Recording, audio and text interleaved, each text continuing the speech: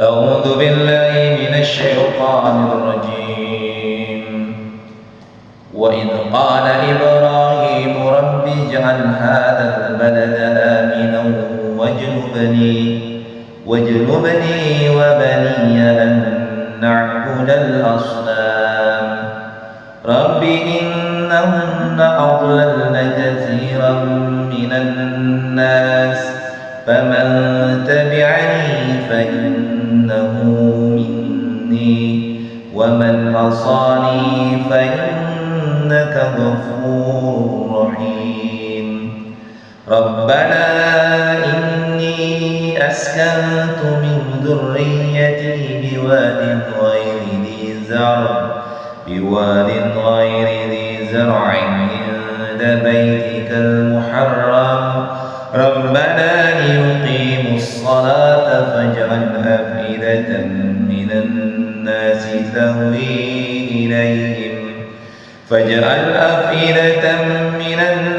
تهوي إليهم وارزقهم من الثمرات لعلهم يشكرون ربنا إنك تعلم ما نخفي وما نعلن وما يخفى على الله من شيء في الأرض ولا في السماء الحمد لله الذي وهب لي على الكبر إسماعيل وإسحاق إن ربي لسميع الدعاء رب اجعلني مقيم الصلاة ومن ذريتي ربنا وتقبل دعاء ربنا اغفر لي ولوالدي وللمؤمنين يوم يقوم الحساب ولا تحسبن الله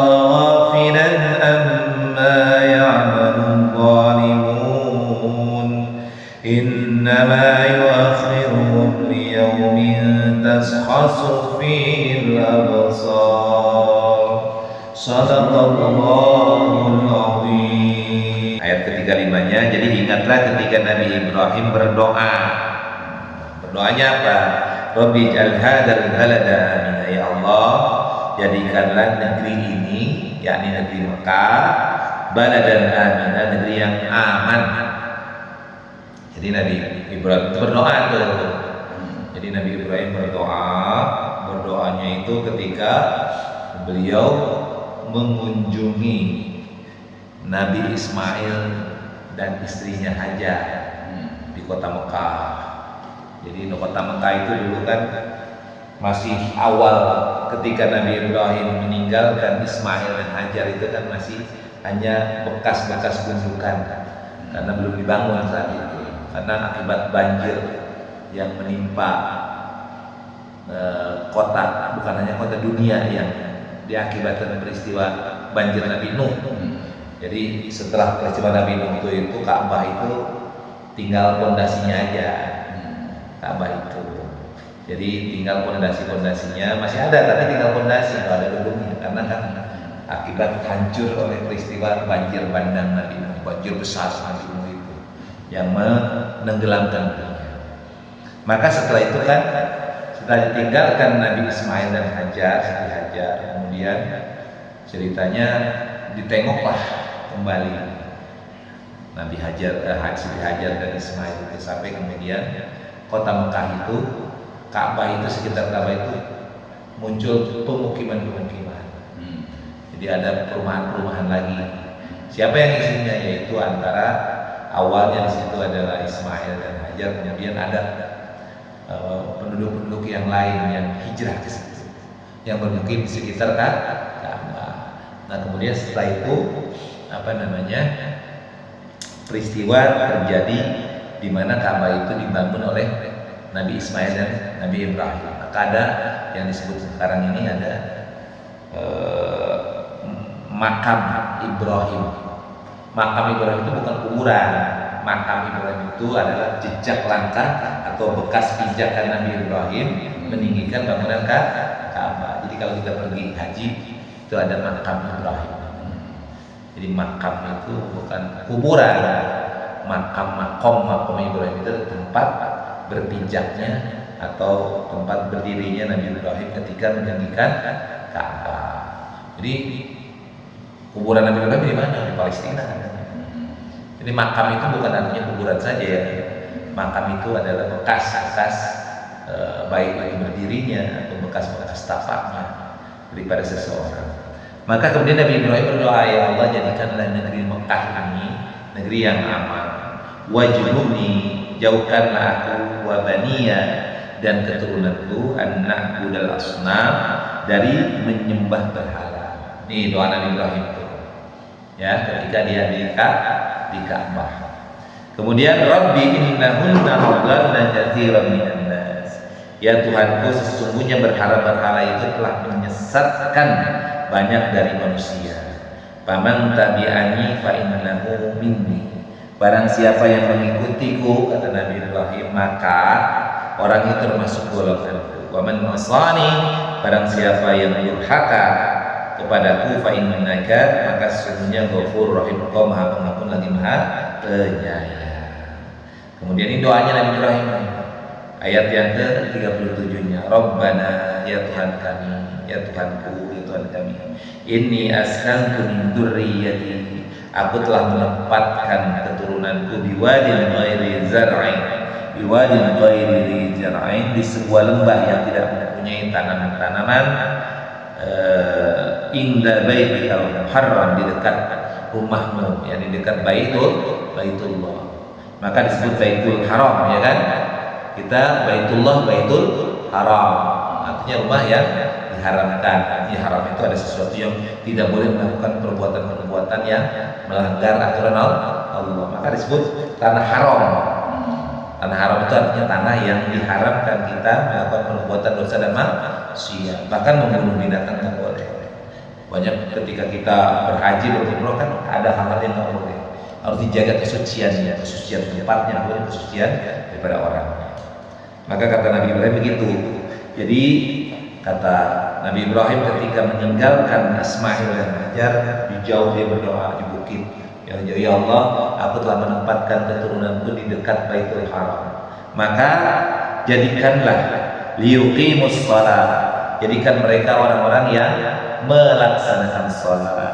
Faj'al afidatan minan nasi tahwi ilaihi, maka jadikanlah, kata Nabi Ibrahim, hati sebagian manusia cenderung kepada mereka, dan rezekikan mereka dengan rezeki berupa buah-buahan. Jadi buah-buahan agar mereka menjadi orang-orang yang bersyukur. Itu sudah nyata doanya Nabi Ibrahim. Sekarang kan kalau lihat Mekah, ya kan, Mekah dikunjungi oleh jutaan manusia, jutaan umat Islam yang hati mereka itu tahwi, cenderung cinta kepada Baitullah, ingin berhaji, ingin berumrah. Benar? Nih jawaban Allah terhadap doa Nabi Ibrahim. Kemudian dijadikanlah mereka orang yang tawaf dan melaksanakan sholat. Kemudian apa? Dan mereka diberikan rezeki dengan rezeki yang berlimpah. Sekarang kan di Saudi itu, di sekitar Mekah itu kan tanaman-tanaman hijau. Sekarang apa yang nggak ada, pisang ada semua, ya kan? Jadi buah-buahan itu tumbuh. Oh, utamanya kan ada kurma dan anggur. Tapi sekarang udah ada jeruk, ada pisang. Jadi di Arab itu udah ada pisang, ada jeruk, ada mangga, ada sayur-sayuran. Nah itu di tanah, dipola di tanah. Awalnya direkayasa. Jadi direkayasa oleh pemerintah Saudi. Tanahnya diambil dari tanah-tanah subur, ada yang dari Indonesia, didatangkan dari Indonesia. Tanah-tanahnya sehingga kemudian ada daerah-daerah Asia yang subur. Kemudian di atasnya ditimbang tanah yang subur, ditanami. Tapi kemudian berempek ke semua. Sekarang Saudi mulai hijau rana, sudah banyak pohon-pohonan, khususnya di daerah sekitar Mekah, Madinah. Kalau Madinah memang subur. Di Mekah yang tadinya gersang, yang tidak ada tanam-tanaman, sekarang sudah hijau. Ya, itu doanya Nabi Ibrahim. Rabbana innaka ta'lamu ma nukhfi wa ma nu'lin. Ya Allah, Engkau Maha mengetahui ya tentang apa yang ada yang kami sembunyikan dan kami terangkan atau ungkapkan.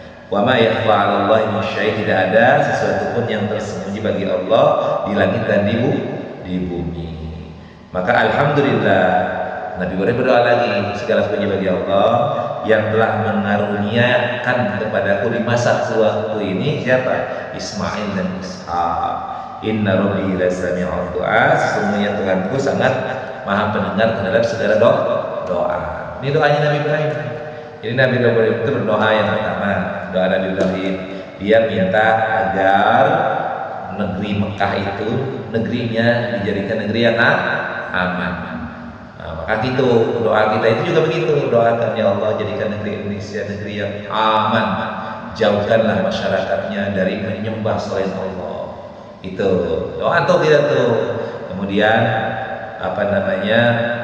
ya Allah ya Tuhan kami, jadikanlah masyarakat kami, penduduk Indonesia, penduduk yang taat kepada Allah, taat kepada Rasulullah, mencintai Allah, mencintai Rasulullah, mengikuti Allah, mengikuti Rasulullah. Jangan jadikan mereka masyarakat yang mendurhakai Allah. Ya Allah, kalau ada orang di antara kami yang durhaka, yang jadi asani pengkhianat, maka ampunilah dan sayangilah mereka. Jadi kita pun begitu tuh. Apabila ada saudara-saudara kami sebangsa tanah air, rakyat Indonesia yang durhaka kepada ya Allah, maafkanlah, karena Engkau Maha Pengampun lagi Maha Penyayang. Kemudian doa lagi, ya Allah, jadikanlah masyarakat kami masyarakat yang melaksanakan sholat, yang menegakkan sholat, yang jadikanlah orang-orang negara-negara yang lain itu senang, cinta, berdamai dengan negara kami, dan limpahkan rezeki bagi negara kami, bangsa kami, dari rezeki dari mulai buah-buahan, tanaman-tanaman yang berlimpah, supaya kami bersyukur. Nah, itu doanya. Kemudian ya Allah, karena Engkau-lah Maha mengetahui apa yang tersembunyi dan apa yang diungkapkan, dan tidak ada sesuatu pun dalam kehidupan Allah ini, baik di langit maupun di bumi, yang tersembunyi bagi Allah Subhanahu wa Ta'ala. Maka segala puji bagi Allah, kata Nabi Ibrahim, yang telah mengaruniai Ismail dan Ishak di masa tuanya. Karena Nabi Ibrahim punya anak ada tua, 90 tahun dia kan baru punya Nabi Ismail. Ya kan, ketika menikah dengan Siti Sarah kan nggak punya anak. Ketika sudah tua, masuk usia 90 tahun, dalam beberapa keterangan sudah tua lah. Kemudian dia akhirnya atas permintaan Siti Sarah menikah dengan Siti Hajar. Akhirnya dikaruniai Ismail. Ismail lahir, kemudian Siti Sarah mengandung Nabi Ishak. Jadi gitu. Jadi kadang-kadang harus dipancing dulu. Kalau pengen punya anak, pancing dulu, kawin dengan yang lain. Itu mengikuti Nabi Ibrahim, tapi harus izin istri. Jadi kalau orang nikah nggak punya anak, mungkin salah satunya bisa menggunakan jurus Nabi Ibrahim. Ya, tapi minta sama istri dengan baik-baik. Kita nggak punya turunan nih, gimana? Udah upaya dokter sana sini, udah berobat ke sana sini, kok tidak punya juga.